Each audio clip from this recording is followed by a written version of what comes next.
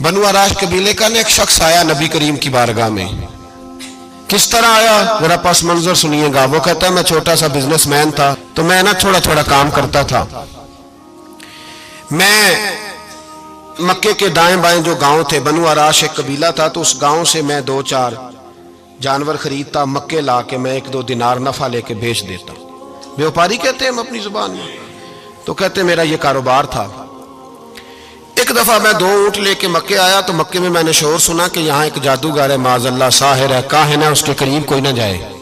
کہتے ہیں یہ شور میں نے سنا. میں نے کہا چلو نہیں جاتے. کہتے ہیں وہ 2 اونٹ میں نے بیچے تو میری کم نصیبی دیکھو کہ بیچ میں نے ابو جال کے ہاتھ دیے. اونٹ خرید لیے تو مجھے کہنے لگا کل پیسے لے لینا. میں نے کہا گھر کہاں ہے؟ کہنے لگا فلاں گلی میں، فلاں محلے میں، فلاں جگہ میرا گھر ہے. کہتے ہیں میں مجبور تھا، چھوٹا سا کاروباری تھا، میں بڑا بزنس مین نہیں تھا. اگلے دن میں اس کے گھر گیا. میں نے کہا پیسے؟ تو کہنے لگا کل آنا. کہتے ہیں میں نے کہا کہ یہ بڑا آدمی ہے، کہیں بگڑ گیا تو میں پیسے کیسے لوں گا. میں چپ کر کے آ گیا. اب 2 راتیں مجھے چوک میں سوتے ہوئے ہو گئی. نہ تو میرا کوئی رشتہ دار تھا، نہ کوئی زمانہ تھا ہوٹلوں کا، مجبوری تھی.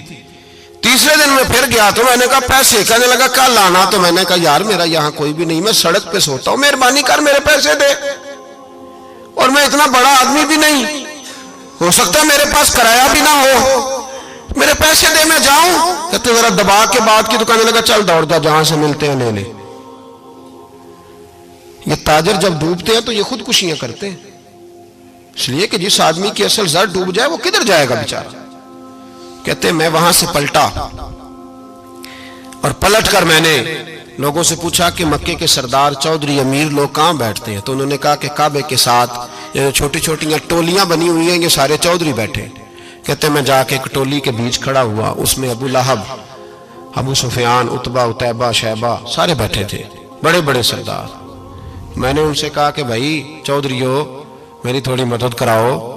ایک آدمی کو پیسے دیے ہیں، مال دیا ہے، وہ پیسے نہیں دے رہا، میں مجبور ہوں، پردیسی ہوں، غریب ہوں، میری مدد ہو جائے. تو کہتے ہیں وہ عتبہ بول کے کہنے لگا کون ہے جو تیرے پیسے دبا گئے؟ اتنی ضرورت کسی کی؟ ہمارے ہوتے ہوئے نام لے. تو کہتے ہیں میں نے کہا کہ ابو جال نام ہے اس کا. کہتے ہیں گردنیں جھوک گئیں. کہنے لگے تو بڑے گنڈے کے پاس پھنس گئے، وہ تو سردار ہے سارے گنڈوں کا، وہ تو نہیں ملتے پیسے، مشکل ہے. کہتے ہیں میں کانپنے لگا کہ میرے پیروں تو زمین نکل گئی، یار پیسے نہیں ملیں گے تو میں تو گھر نہیں جا پاتا، کرایہ بھی نہیں. کہتے ہیں عتیبہ نے مذاق کیا، سامنے خانہ کعبہ کے ساتھ ٹیک لگا کے رسول پاک تشریف فرماتے، معاذ اللہ ثم معاذ اللہ نقل کفر نہ باشد. اس نے مذاق کیا، کہنے لگا وہ جو بندہ بیٹھا ہے نا وہ تیرا مسئلہ حل کر سکتا ہے.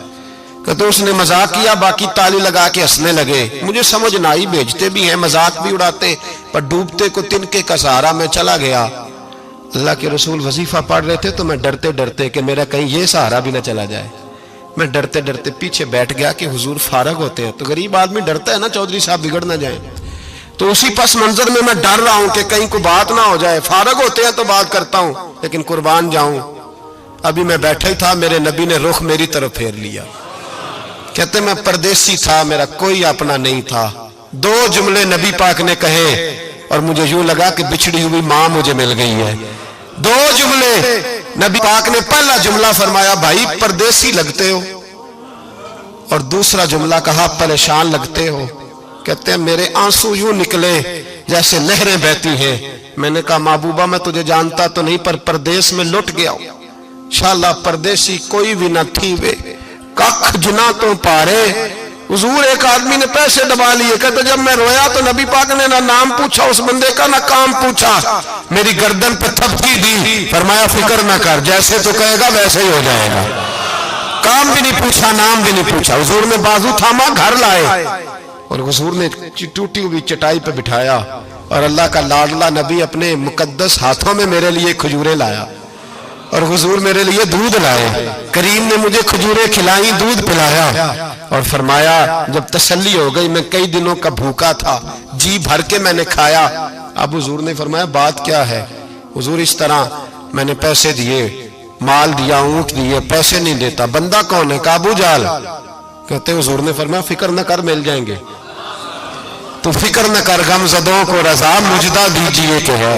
بے کسوں کا سہارا ہمارا نبی، ملیں گے، ملنے کیوں نہیں؟